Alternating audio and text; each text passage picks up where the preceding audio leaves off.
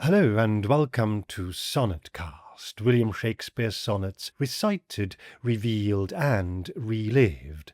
I am Sebastian Michael, and today I am extremely pleased to be able to welcome to our podcast our first guest, Professor Stephen Regan, who is Professor Emeritus at Durham University here in the UK, where he was Director of the Centre for Poetry and Poetics from 2004 to 2021.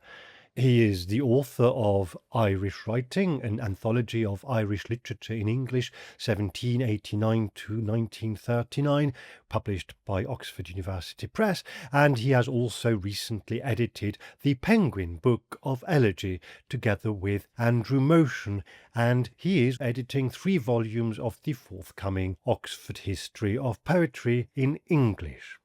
And he has literally written the book on the sonnet. It's called The Sonnet and has also been published by Oxford University Press, and it is the first comprehensive study of the sonnet from the Renaissance to the present.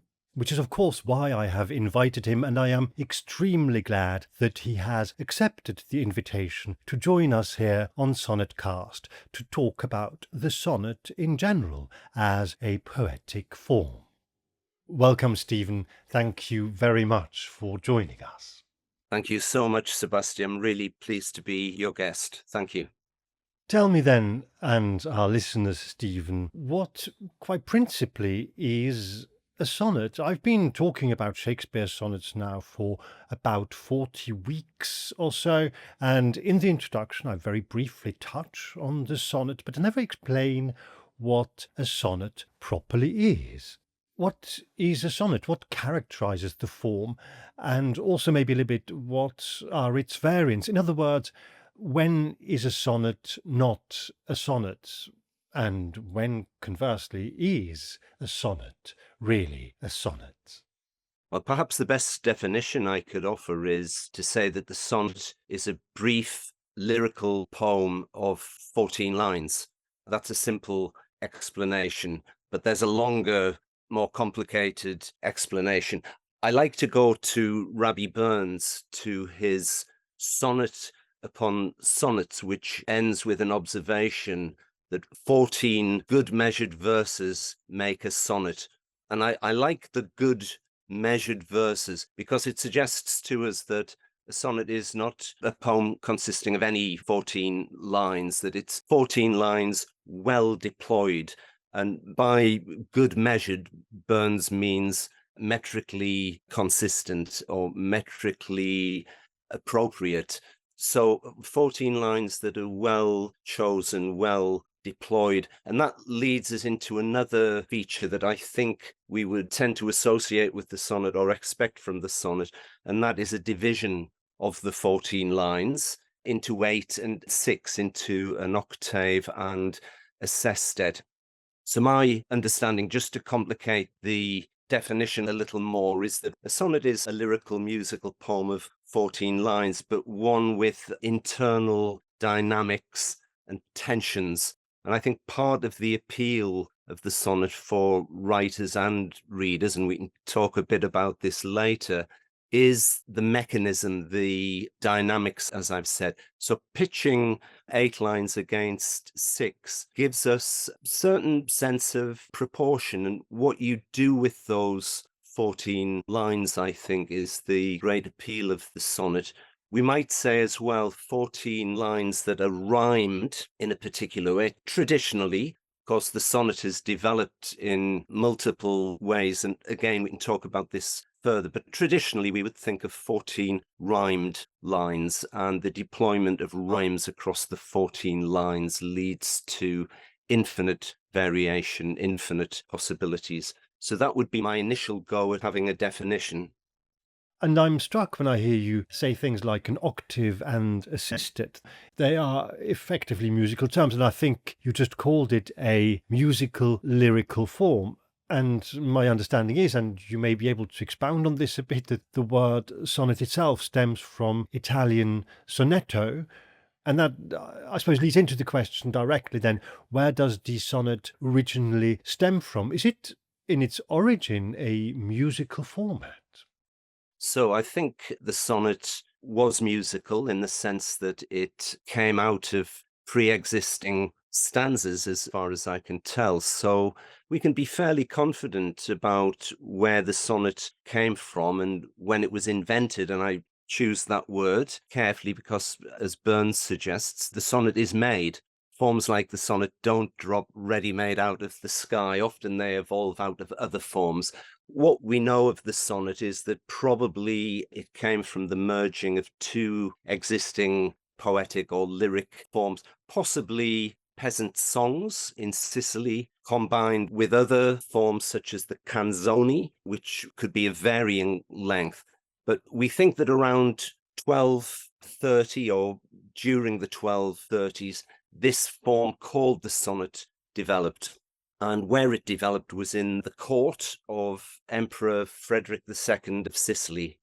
And we're fairly sure that it was one of his notaries, one of his legal assistants, a man called Giacomo D'Alentino, possibly D'Alentini, had developed this form, and that it took off initially within that court circle. Now, it sounds very much as if it was initially a musical form. You're absolutely right. It comes from sonetto, which is a diminutive of sono, sound. So small sound. I like to think of the sonnet as a small space where all kinds of inventive, creative things can happen. One of the really striking developments in the sonnet, I think, is the way in which it can be both musical, and we hear it in Shakespeare, obviously we hear it in rhythm and we hear it in rhyme, but also the way it accommodates the spoken voice. And I think chiefly in terms of the way it's developed over centuries, it's that capacity for accommodating the voice and allowing the voice to articulate often very complex thoughts and feelings. So you asked me earlier, what are the characteristics of the sonnet? And I didn't really hit that head on, so I'll give that a go now. One of the things I've thought a lot about is how the sonnet differs from other small poetic forms. I like to compare the sonnet with the limerick on the one hand, which is also a short poetic form, something like the villanelle, which is a, let's say, a more refined or rarefied poetic form on the other hand. Everything in the limerick, including rhyme and rhythm and its own special brevity, make for comedy. So the function, if you like, is to provoke laughter. With the villanelle, something different happens. It's very much about repetition and return and circularity. The sonnet is different from both of those. And I think one of the great characteristics of the sonnet is its capacity for deep thought. I like to think of it as a form that allows for reflection. Some of my favorite poets like Keats, as well as Shakespeare, use the sonnet in a way that shows us a profound meditation. So I like to think it's a form that allows for deep thought and feeling. It's principally a love poem. We might say that that is part of its appeal. From its earliest days in Italy, it clearly was a love poem, but it might be more appropriate to say a devotional form. And that's why poets like George Herbert, John Donne, through to Gerard Manley Hopkins can use it as a poem of deep spiritual devotion, a prayer-like form, in fact. Yes, I believe in your own book you referred to it as poetry at its most intense, which is a phrase that strikes me as particularly relevant and applicable to my understanding, to the sense that I get of Shakespeare, whom, of course, we will come to, but maybe as a bridge to Shakespeare from the origins of the sonnet. And you just mentioned the year 1230, which is the 13th century, which is in fact about 350 nearly years, 340 odd years before Shakespeare is even born. What do we know about the journey the sonnet makes from Sicily and the court of Frederick II to England and the English language, which, of course, in itself is at a different stage of its development to where it will be when Shakespeare comes to it. They're all really pertinent points, and quite a lot of work has been done on this, though there's a journey there that I think deserves more attention. What we know is that the sonnet continued to be used and developed in Italy. So Dante, who's one of the leading practitioners, writes his Vita Nova at the end of the 1200s. So in that 50, 60-year development from the 30s, we have a refinement there in the hands of Dante. And then probably the greatest and one of the best known practitioners in Europe is Petrarch. Petrarch starts writing sonnets in the 1330s, and Petrarch, of course, also produces one of the most important developments, which is to think of the sonnet as a constituent part in a sequence. Because we haven't mentioned this yet, that one of the attractions of the sonnet as a form is that it is both an intense poetic unit, but one capable of narrative extension and expansion, and great vogue for sonnet writing takes off in the Renaissance. The way in which it reaches England, I've mentioned that it's a court form, and that's really important for a number of reasons. One being that it's tied up in questions of power, privilege.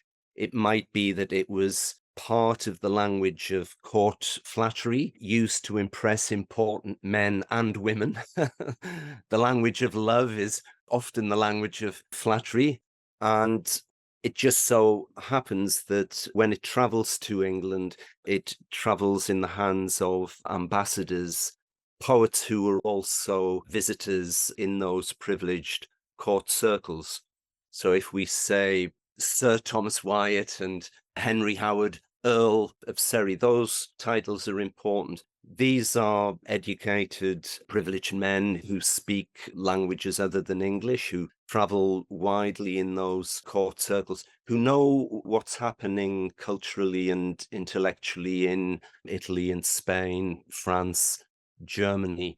I ought to say, of course, that the sonnet is developing as a form not just in Italy and England, but in other European centres as well. And that's one area where I'd like to do more research and get a sense of the Renaissance sonnet Europe-wide. But for the purposes of our discussion, I think what we can say is that the sonnet reaches England in the early 1500s with Sir Thomas Wyatt and Henry Howard, Earl of Surrey. Sonnets start to be circulated. There's an important grouping, a publication called Tottle's Miscellany, in which sonnets by Wyatt and Surrey get circulated. And then, of course, we think by the 1590s, 1591 is a good guess. Shakespeare is writing his sonnets, though they're not published until 1609. But a lot has happened. What Wyatt does to the Italian sonnet is to introduce a couplet. So he takes the rhymes of the Italian sonnet, which are what we tend to think of as envelope rhymes, A, B, B, A, B, B, A, and then usually something like C, D, C, D, C, D, though of course there are variants. But the key point is that Wyatt adds a couplet. So you get this full resounding sound then at the end of the sonnet. It's Surrey, Henry Howard, Earl of Surrey, who devises the interlocking, alternating rhyme scheme that Shakespeare eventually settles on, and that we tend to think of as the English sonnet form that goes A, B, C, D, C, D, E, F, G, G. So we have more rhymes. It's sometimes pointed out in a half-joking way that we have fewer rhyme words in English, so we need a greater variety in the sonnet. We have if you like, a less musical language than the Italians have. But by the time Shakespeare picks up and uses that form, the rhyme scheme is fairly well established. And that leads us on then to what is it that Shakespeare does? Exactly. This is, of course, exactly the question that this then segues beautifully into if the rhyme scheme is already in place and the format itself effectively exists, then what is it that William Shakespeare does to the sonnet that is so extraordinary that we today really refer to the English sonnet as the Shakespearean sonnet? Yeah. No, extraordinary is the word, Sebastian. I agree with you entirely. A number of extraordinary things happen.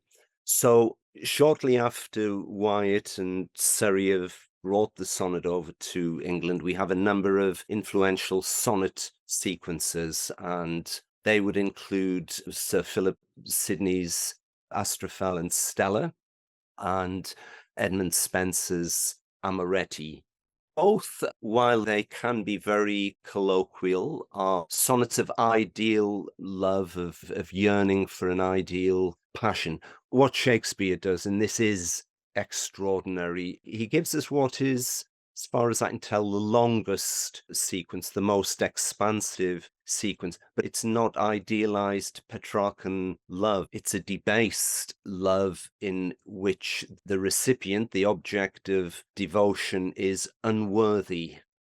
Not only that, but I think for the first time in the history of the sonnet, Shakespeare gives us two unworthy recipients. It's not just the fact that one of these appears to be a male lover.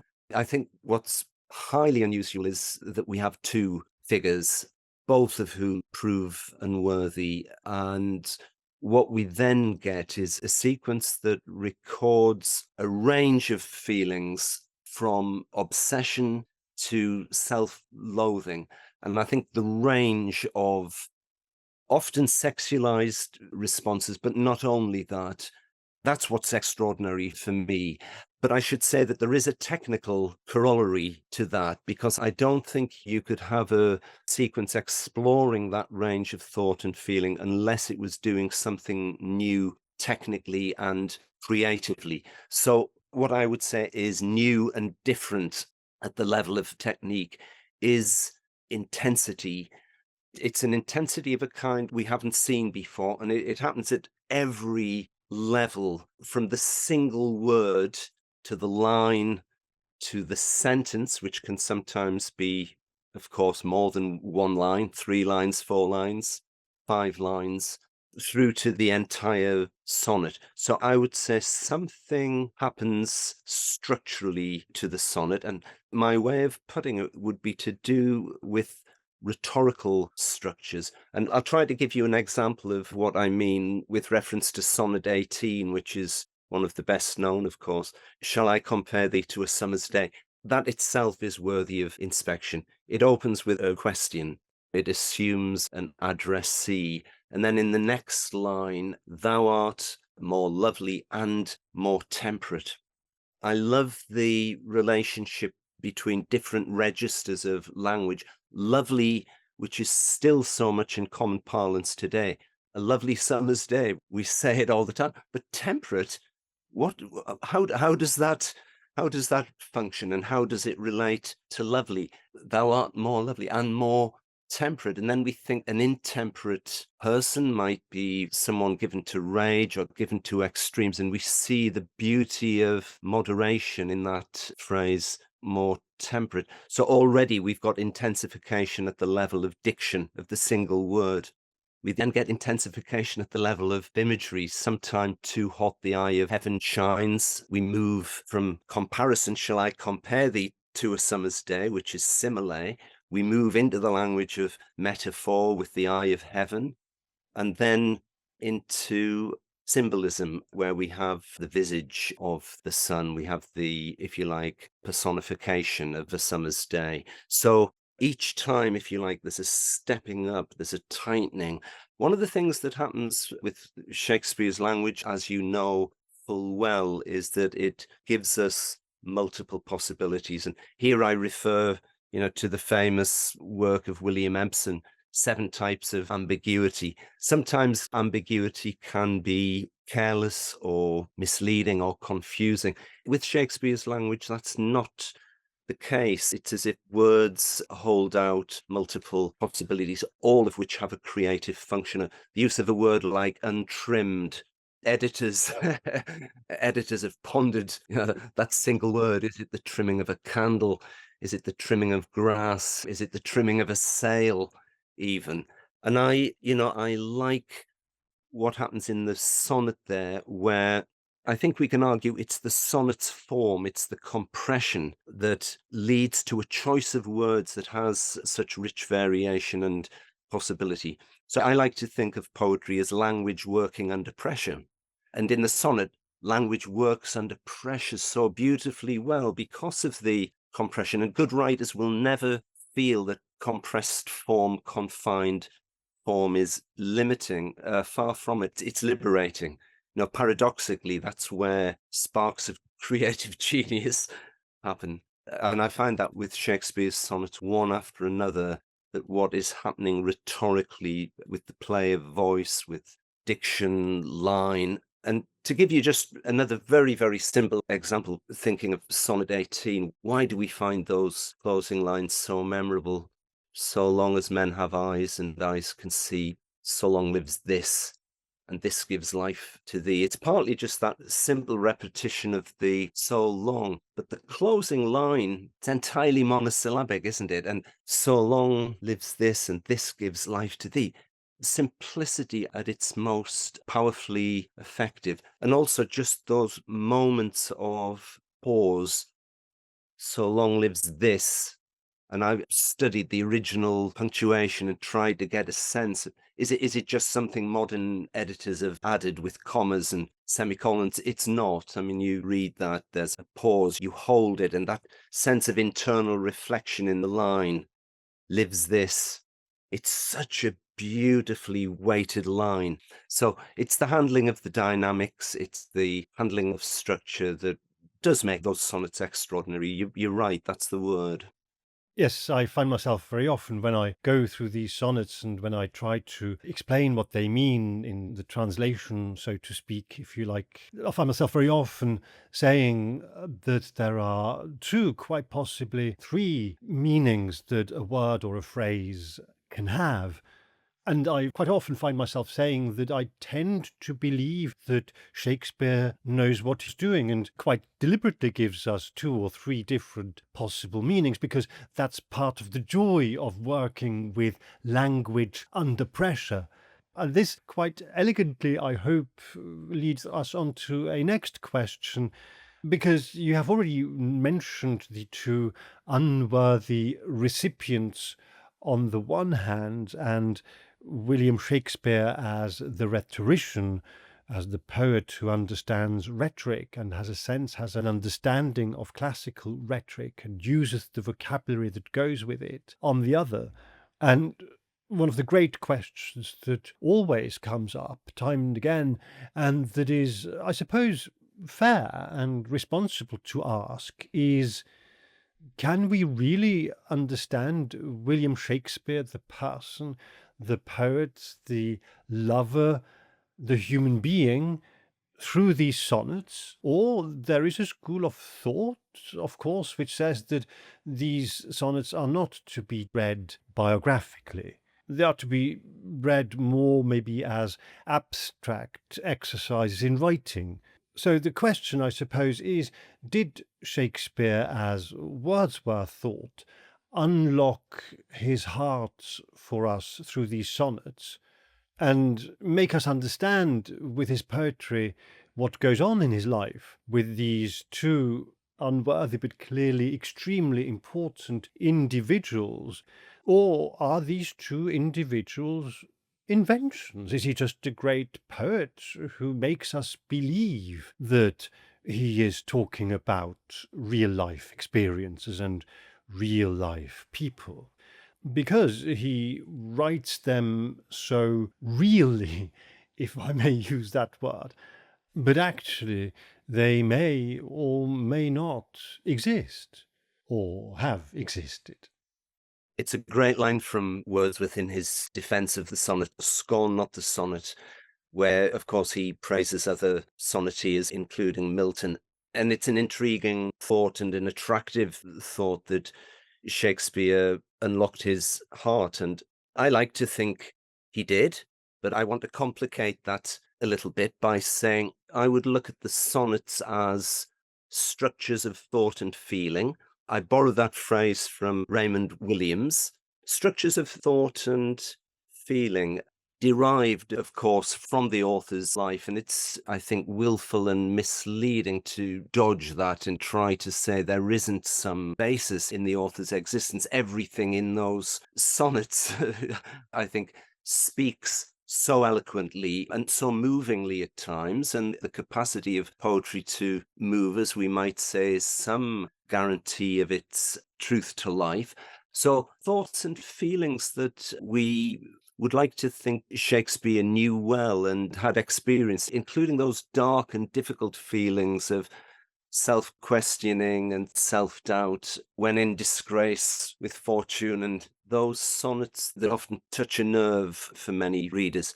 On the other hand, I think we have to remember what a great dramatist Shakespeare was, and many readers and many critics have pointed out his capacity to dramatize situations and events, to modify, perhaps, amend, recreate circumstances in his own life as part of the art of the dramatist.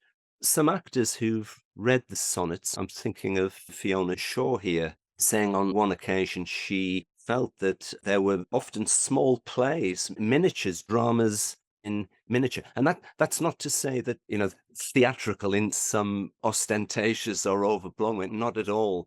But I think what Fiona Shaw was responding to was the way in which sometimes reading Shakespeare's sonnets aloud, reading them to ourselves, we might be reminded of soliloquies. We might be reminded of the soliloquies of Macbeth or Hamlet, that quality of voice.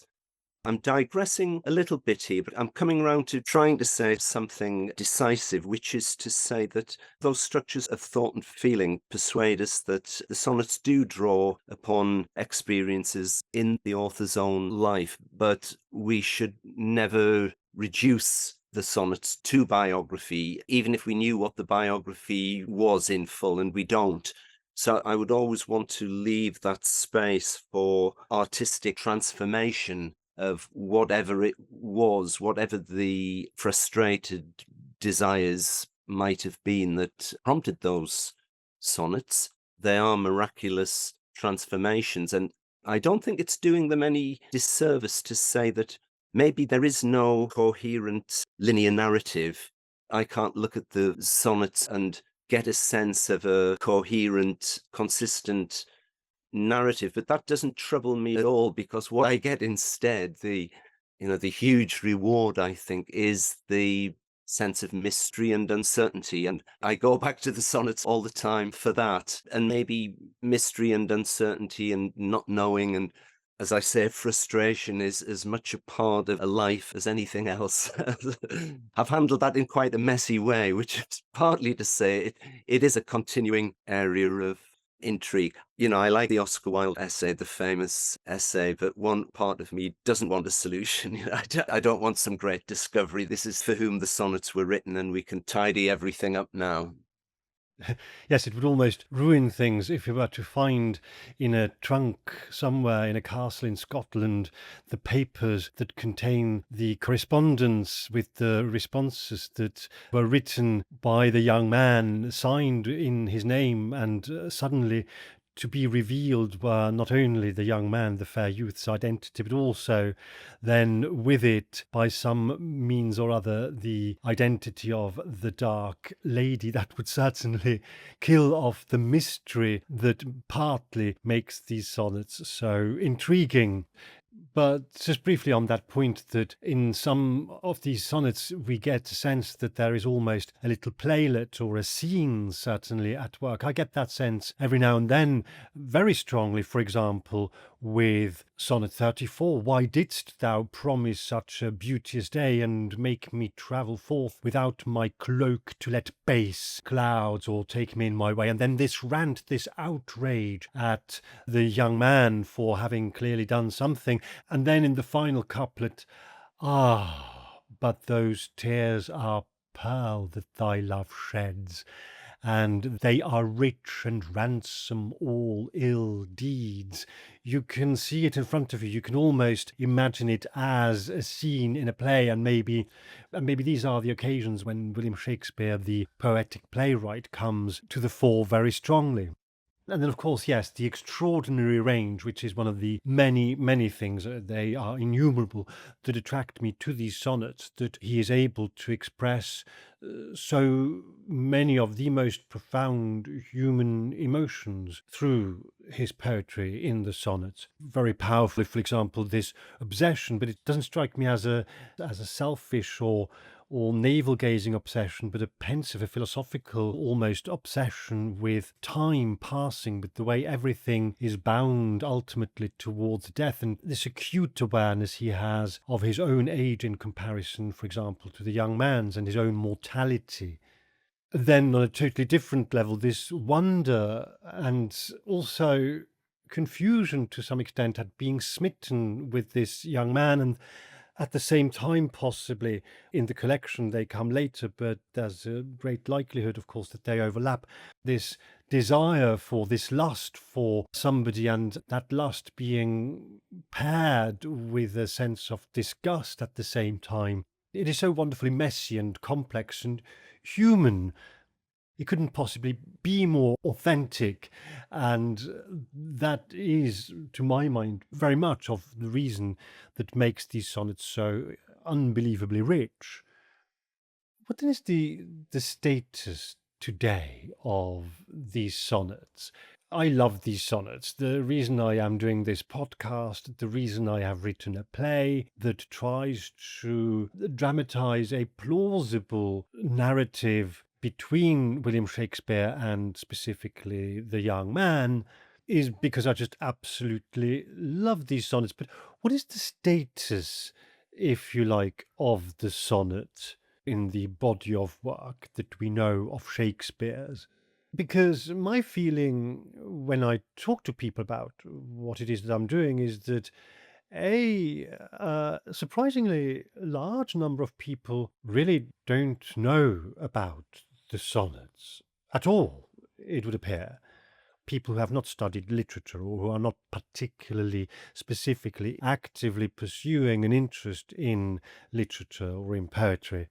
And among those people who do, referring maybe to scholars now, I get the impression that the sonnets are not universally recognized as significant. What is your sense, having studied the form in such depth? How does the world of scholarship in particular view the sonnet today? What do people make of it now? First of all, Sebastian, I think many people do know sonnets and will remember sonnets without necessarily knowing they are sonnets. I read Let Me Not to the Impediment of True Minds at my sister's wedding, introduced by a priest who said, Stephen will now read a small sonnet, as if it were smaller than the normal small size of 14 lines. Some people will hear sonnets at weddings and at funerals. Some will know Rupert Brooke, If I Should Die, Think Only This of Me.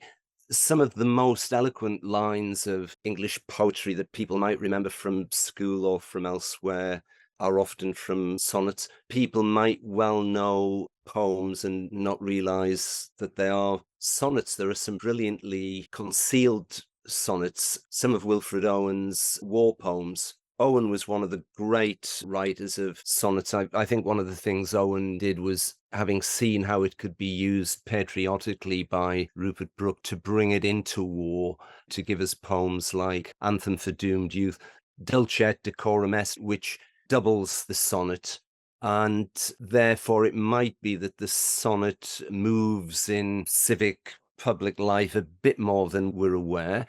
In terms of the scholarly evaluation of the sonnet, new things are being discovered all the time about the sonnet.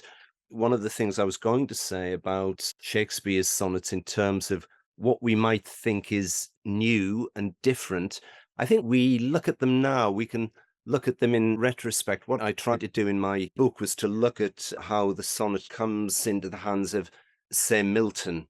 Having been a court form, the sonnet comes to someone who is Republican, a radical Puritan writer who begins to use it for political purposes in the interests of a democratic vision. That's really exciting that Milton can write something like, "Avenge, O Lord, thy slaughtered saints," full of impassioned political rhetoric, but he can write this very sorrowful lament for his dead wife. "Methought I saw my late espoused saint," one of the great elegiac sonnets. I would want to give Shakespeare some of the credit for this. Earlier today, I was thinking about Sonnet 55, Sonnet 107, where he's meditating on, tyrants' crests and tombs of brass. I think there's a humbling process in some of those sonnets, and we can see a vision that has to do with worth, and it's partly to do with the worth and the lasting value of poetry itself, isn't it? So long as men have eyes and eyes can see, so long lives this. The work of writing itself has a value that exceeds that of monuments and tombs.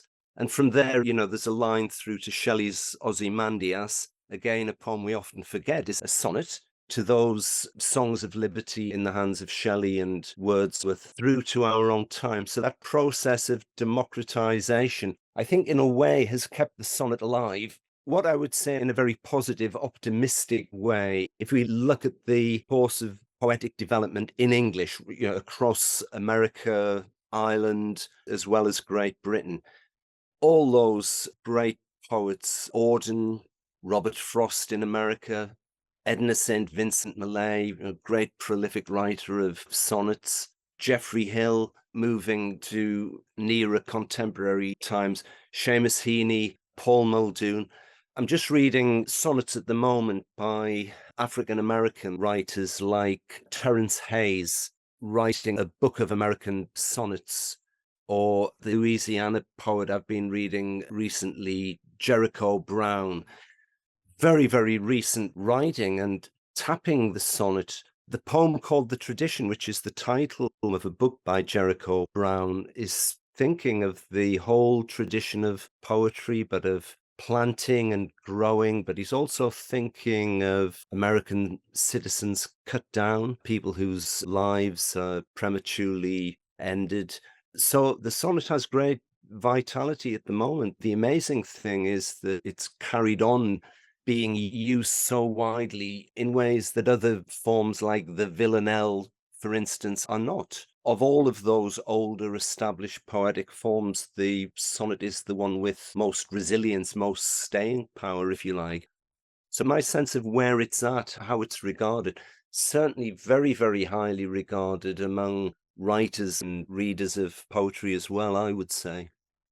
Yes, I'm glad you mentioned Ozymandias there, because that is a prime example, really, of a poem that I, for one, absolutely adore and have always, ever since I first come across it, but that I did not actually realize until comparatively recently that it was a sonnet.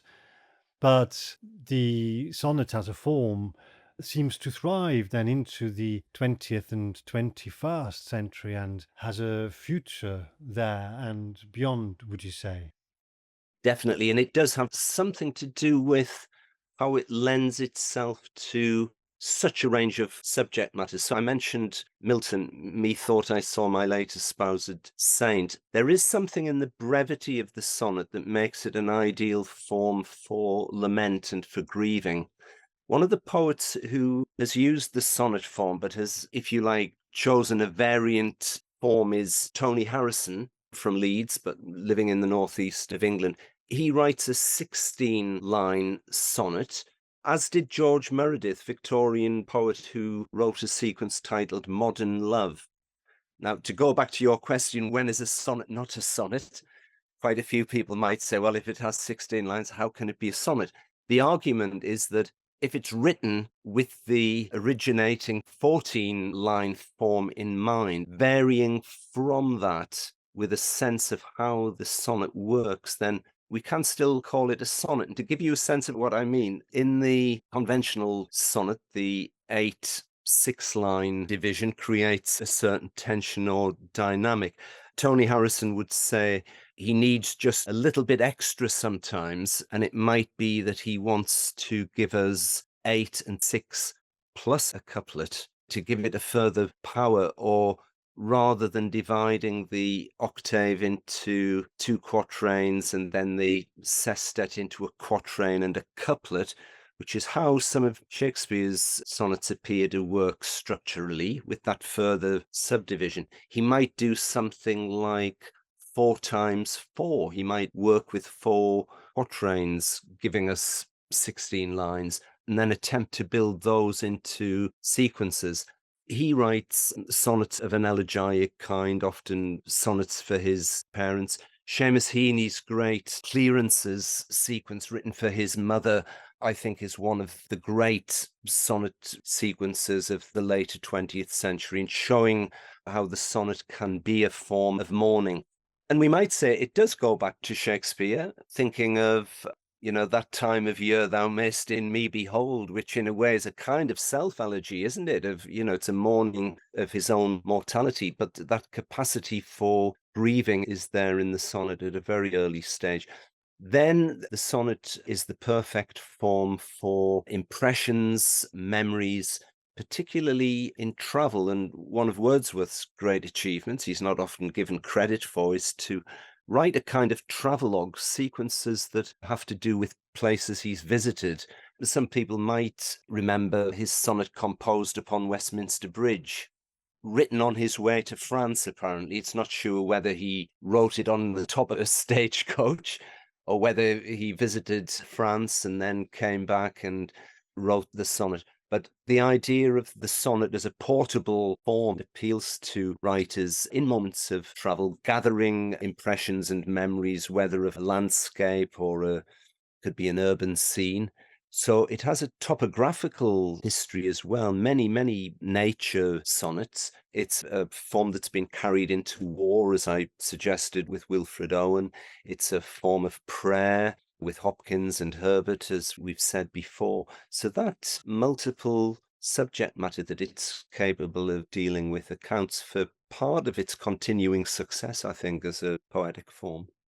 Yes, and you mention structure there, and it brings me back to a quote I particularly like of Walter Gropius, the architect, in a different context, talking about how they were trying to teach architecture at Bauhaus. And he draws a parallel there to counterpoint in music. And the reason I have this present is because I'm working on a series of lectures together with a professor in Vienna. And so I came across this where he says, and this is the quote, "If the musical thought is not to sink into chaos, it requires that counterpoint be mastered, because the freedom of creation does not rest upon the absence of boundaries within form and means of expression, but on the free motion within a strictly set delimitation." End of quote. And this to me tells us a lot about the sonnet. We have this form which seems to be really very restrictive, almost rigid, one might say, almost a corset. But the freedom it gives us as writers, as poets, as human beings, when we are a William Shakespeare or a Seamus Heaney or a Wordsworth, seems extraordinary and allows for a flourishing of language that is truly miraculous.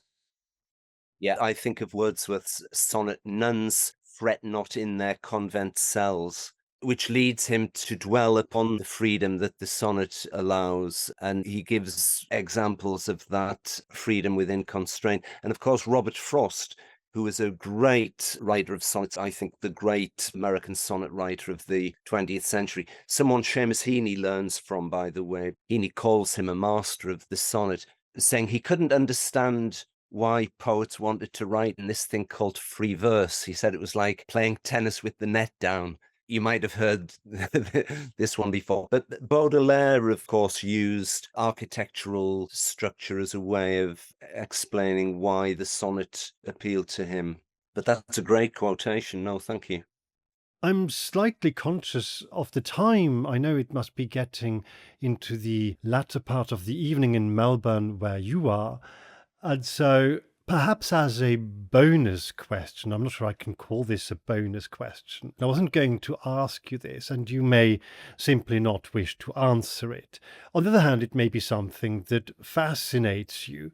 So I'm going to pose it anyway, and I shan't be offended if you simply refuse to enter in on it. The issue has flared up again here just very recently because of something the actor Mark Rylance appears to have been saying. Whether William Shakespeare actually existed, whether he was William Shakespeare, or phrased differently, but who was William Shakespeare? Was he William Shakespeare, or was he a woman? Was he an English nobleman? Was he a collection of things? Do you have a view on this? Do you want to enter in on this debate? Did Shakespeare exist? Did he write his own works?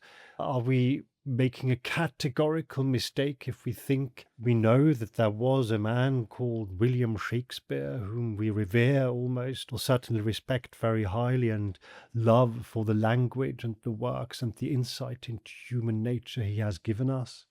I suspect that there were moments of collaboration. We have evidence for thinking that occasionally there was collaboration, but the biography, I think, is secure. And I think of great recent work by writers like Stephen Greenblatt.